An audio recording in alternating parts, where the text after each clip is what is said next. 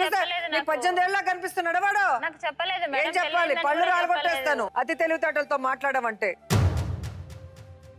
చట్టం గురించి నీకు తెలీదు, ఈ రోజు తెలియజేస్తున్నావు ఇక్కడికి వచ్చారు కాబట్టి. అందుకే చెప్తున్నా కదా మేడం, లోపల పెట్టిస్తాను.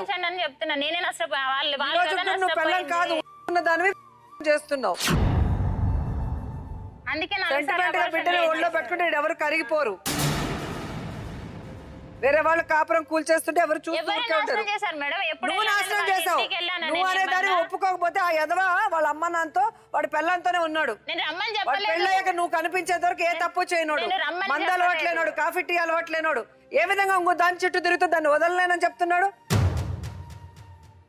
భార్య ఏడ్చినా పర్లేదు, అమ్మ నాన్న ఏడ్చినా పర్లేదు, నువ్వు కావాలంటే మొన్నటి వరకు కూడా నేను వద్దనే నువ్వు ఇక్కడ చెప్పొద్దు. నువ్వు నోటితో చెప్పి కళ్ళతో పిలిచే రకం. ఎవరు బెదిరిస్తున్నావు? నేను వద్దలను ఎక్కడ ఉండేదాన్ని మేడం, ఇక్కడ ఎందుకు ఉండేదాన్ని? ఏముంది వాడి దగ్గర?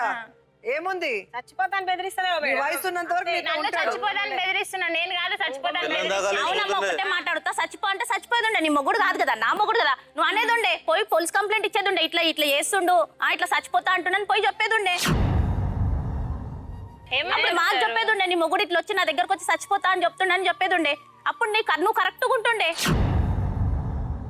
అది మా పేర్లు రాసి పెట్టి చచ్చిపోతాడంట మేడం. నేను అనలేదు మేడం, మా పేర్లు రాసి మాకు ఎవరన్నారమ్మా? నేను అసలు అనలేదు.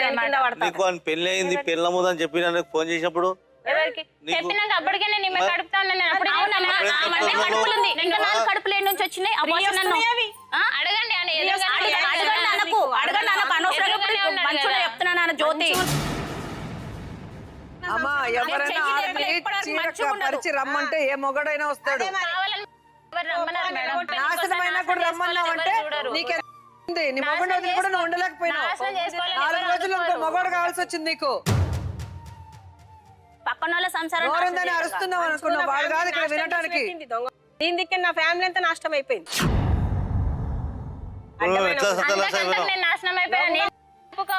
నువ్వు నాశనం అయితే ఎక్కడైనా చెప్పు. నీ మొగుడుతో నువ్వు అడ్జస్ట్ కాకుండా బయటకు వచ్చిన రోజు నీ జీవితం చెత్తేసుకున్నావు.